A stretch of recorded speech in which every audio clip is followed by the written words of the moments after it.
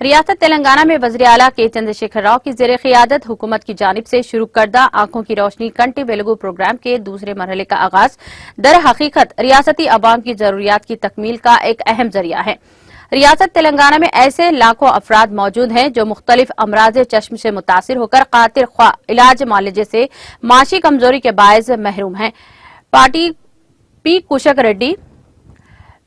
Ready رکن قانون ساز کونسل نے آج اس ضمن میں حلقہ اسمبلی حضورآباد کے جمی گنٹا بلدیہ وارڈ دھرما مرم کے پرائمری اسکول میں میڈیکل آفیسر ڈاکٹر ثنا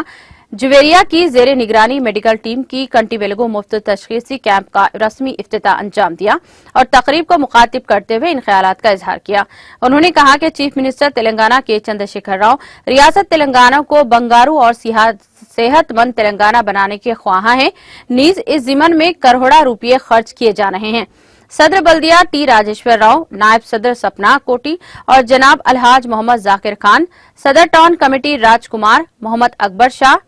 ڈائریکٹر BRS قائدین اور کارکنوں کے علاوہ عوام کی کثیر تعداد تقریب میں موجود تھی۔